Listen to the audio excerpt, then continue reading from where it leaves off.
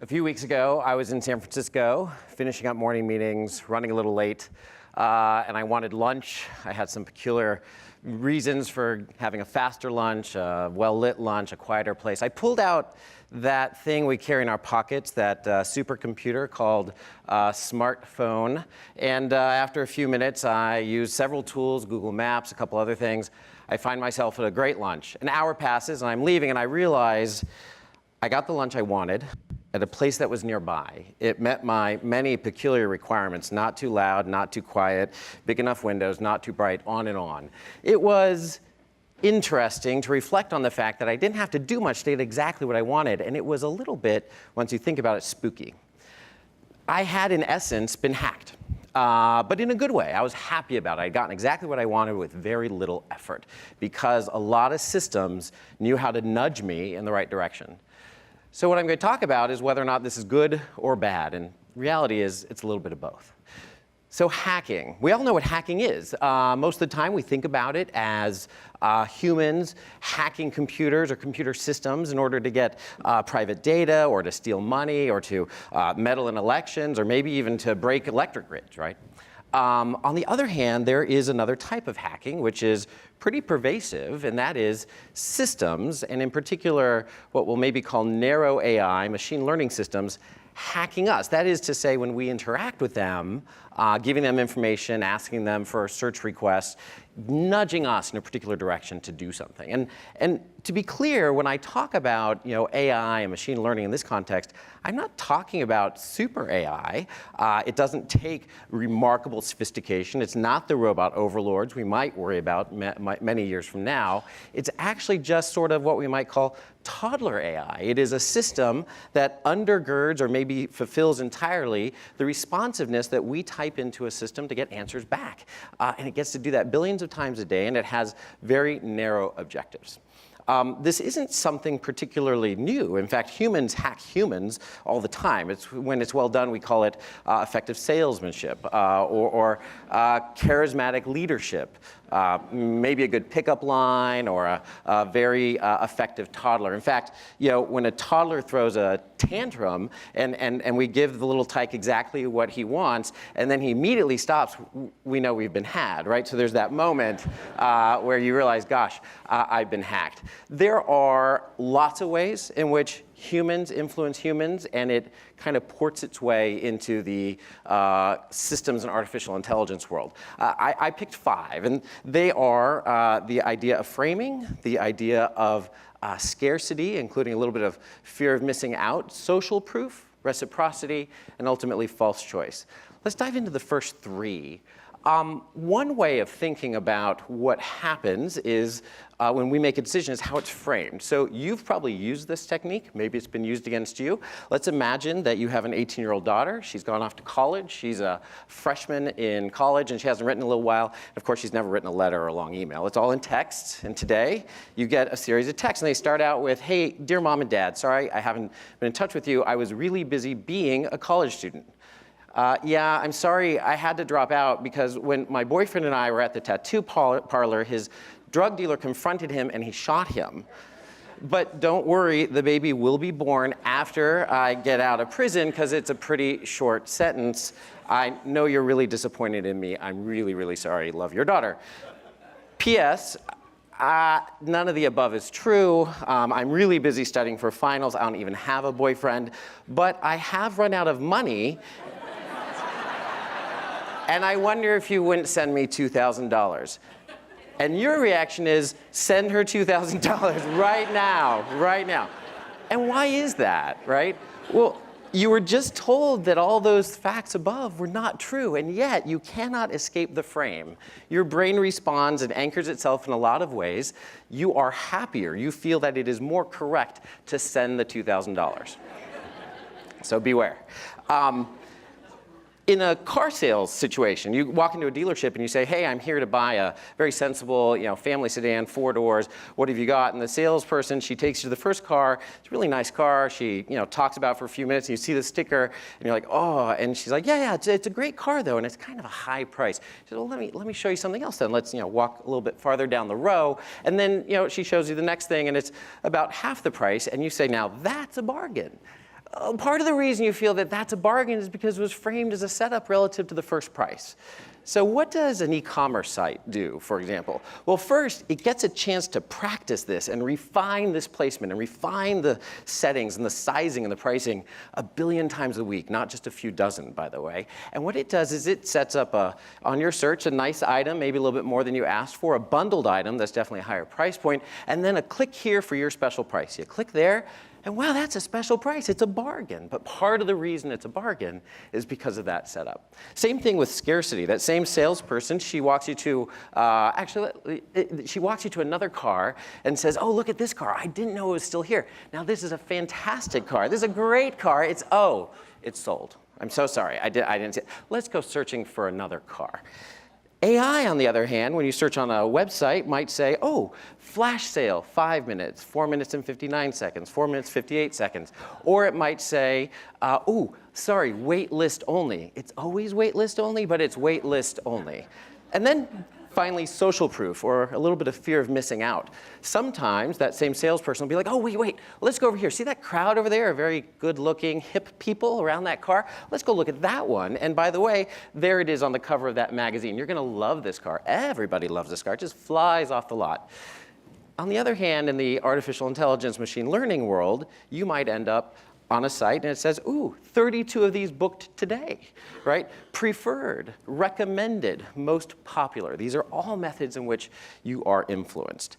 So what's the big difference between the systems, machine learning otherwise, versus people? So first is magnitude. The chance not to do this 100 or 1,000 or 10,000 times and learn from it, but to do this 1 billion times a week, to have that opportunity. So if your toddler could experiment on you 1 million times a day and learn and remember from those experiences, how good would he be at getting exactly what he wants every day from you? He'd definitely be better.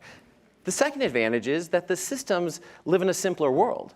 So optimize clicks and engagement, end of story. The salesperson has to go home and chat with her husband and say, I think I sold this nice family like way too much car today. I feel a little bit bad about that.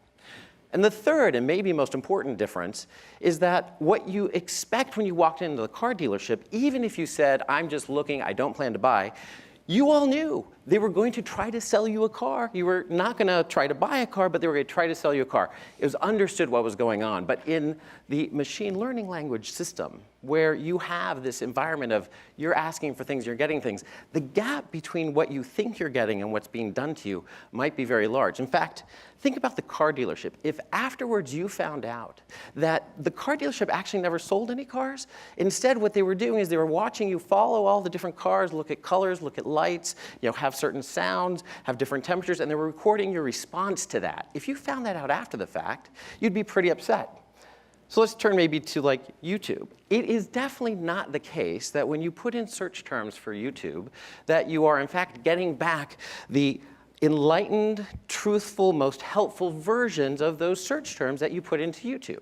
That might be a part of it, but in reality, that system, which is undergirded by narrow AI, is maximizing for clicks and for engagement. For clicks and engagement, and that's it. And so in the process, it might dish up a lot of good stuff for you, but it's not trying to help you be enlightened. That's not the goal, a big gap. And so this brings up two other areas of influence. One, something we call reciprocity, and two, something that we call false choice. So it's a well-known human behavior, and probably a really good thing for our species, that when someone comes to you and gives you an unsolicited gift that is neither transactional nor a bribe, for a period of time, you are much more likely to say yes to whatever they ask for next. You are, in a sense, more vulnerable to whatever they want you to do next. This isn't necessarily a bad thing, but it's a well-known observation. In the YouTube context, you've just submitted a request, and it might have been really hard for you to do personally, and it gave you back what you wanted or what you think you wanted, and that is the opportunity for the reciprocity. And then, if you do the search at home, by the way, go ahead and try it. Try source of or cause of Napa fires, and do it once with from mainstream news and once without saying from mainstream news. The results will be very similar. So doing the result sets up the reciprocity. You get some results. And interestingly, if you said from mainstream news, you won't get any mainstream news. There's a lot of possible explanations for this. It's hard to understand what an artificially intelligent system is learning and recoding itself to do, so we can't say exactly. But it might be that people who search in that way for mainstream news are what we call confirmatory searchers. They hardly even ever click. They get what they wanted and just the results, and they move on. The system loses, so it learned not to give you any of the mainstream news. It dishes it up without mainstream news, and then you and I both know what happens. You're like, wow, I really wonder how the North Koreans use those lasers to burn down the redwood forest. And you end up clicking and staying and engaging. And it gets to practice how to do this to you millions, sometimes billions of times a day. And the false choice part is kind of intriguing, and it is the following. You made a request, you got something back for free, that makes you feel good, you're open to suggestion, there are a bunch of suggestions, but it did not answer any of your question about mainstream news at all. And yet there's some choices, and we know as a function of how we work as humans, when confronted with choices, all else equal, we feel better about choosing even if the answer was effectively, no, sorry, try again, here's some other choices. And so, why do we care about that? Why do we worry about it? Well, one possibility is that we've sort of unleashed a genie that we need to understand better. So we've all heard the stories. You make a wish to a genie, careful what you ask for. So as an example, you might say, hey, genie, all I want is a little bit of peace and quiet. And so the genie kills everyone and strikes you deaf. So from an engineering viewpoint, this was really robust and durable, right? So you got exactly what you asked for, but probably not what you wanted. So when you take a system and you say, hey, maximize clicks and engagement, and practice 1 billion times a day, remember everything you ever did that worked and didn't work, and then permute, right? Then figure it out. So here's what we really lose sleep about, and that is the 6th hack.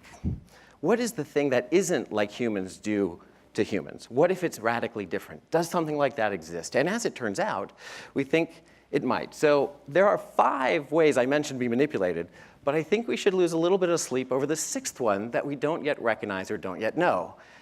If you look at this screen, and I say, hey, describe those 2 colors, the blue, the green, what would you describe them as? You'd come up with lots of things, but one thing you wouldn't do is you wouldn't say, oh, as it turns out, I think they're both green.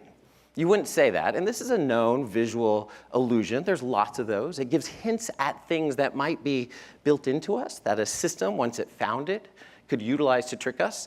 The reality is that blue and that green, they're the same color, RGB 0, 255, 150. They really are. Look it up, it's kind of cool. There's a lot of these. Your brain is being tricked, don't lose sleep about it, into seeing those as 2 different colors. Why do we care about that? Well, it might turn out that across billions and billions of experimental efforts, there are opportunities and times when you might be convinced, because of something unexpected, to buy more instead of less, to buy now instead of later, to say blue instead of green, to say yes instead of no. And that's worth worrying about. What to do about it? Well, 2 easy things, I think. One, we now know we're supposed to pay more attention to what systems gather about us, right? So we want to know what information is being gathered. We want to know who and what it's shared with. And finally, let's just add this one. Tell us what it's actually trying to get us to do. Is it trying to get us to understand things or stay on a site longer? And then finally, just apply a little bit of traditional skepticism to interacting with these systems. So when someone shows up your door and rings your doorbell and has gifts, like a big basket for you that's free, you don't necessarily slam the door, but you do wonder, strangers bearing gifts, if it's too good to be true. We have all the training for this. Let's just apply it a little bit more to our interactions with these systems that give us this information or nudge us to do things. I'm actually quite optimistic about the bright future of applications for artificial intelligence, including this narrow toddler AI. And in fact, if there's a way that you can make it so that when I search to order candy online, I get tricked into exercising for an hour instead, I'm all for it. And I ask only 2 things. 1, that I opted into it, and 2, that I know the system's trying to do that to me. Thanks very much.